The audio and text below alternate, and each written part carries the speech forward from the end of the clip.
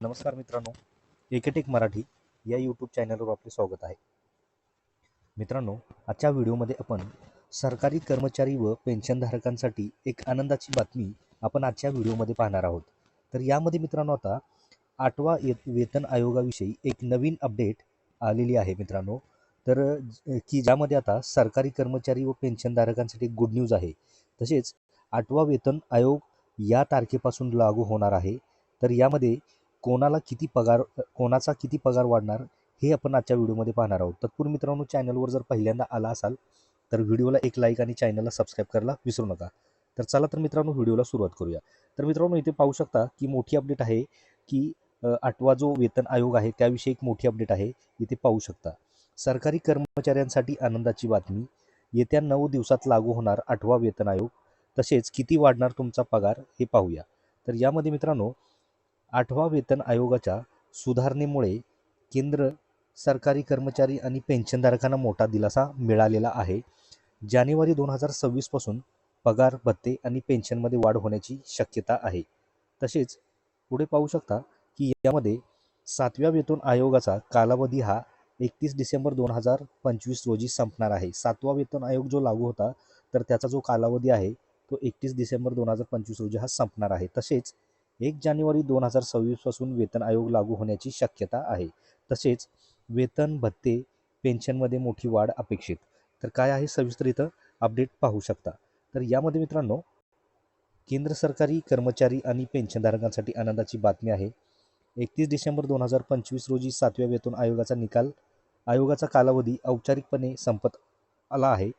यामुळे 8व्या वेतन आयोगाबद्दल अपेक्षा वाढत आहेत. केंद्र सरकारने ऑक्टोबर 2025 मध्ये 8व्या वेतन आयोगाच्या संदर्भात अटींना मान्यता दिली.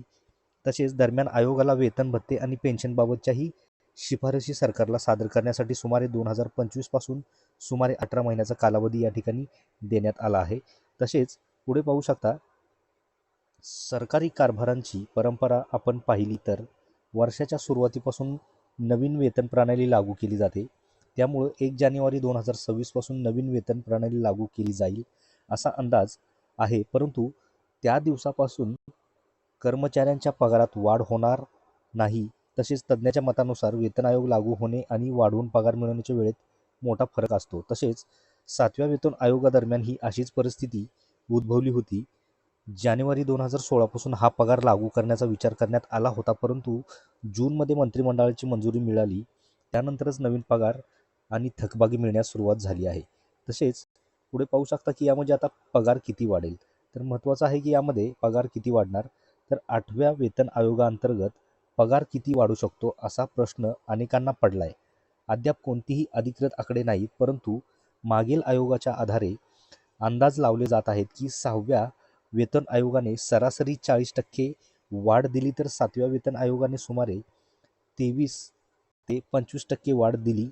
यात फिटमेंट फॅक्टर 2.57 होता. तसेच 8वा वेतन आयोगाच्या सुरुवातीच्या अंदाजानुसार 20% ते 35% वाढण्याची शक्यता आहे.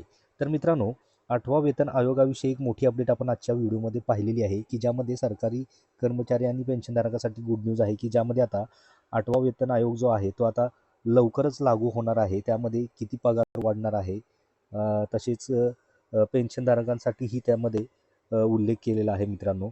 तर मित्रांनो, 8वा वेतन आयोगाविषयी एक मोठी अपडेट आपण आजच्या व्हिडिओमध्ये पाहिलेली आहे. तर मित्रांनो, ही माहिती आपल्याला कशी वाटली, आवडल्यास नक्की व्हिडिओला एक लाईक आणि चॅनलला सबस्क्राईब करायला विसरू नका. तर भेटूया मित्रांनो अशाच पुढच्या नवीन व्हिडिओमध्ये, नवीन अपडेटमध्ये. धन्यवाद.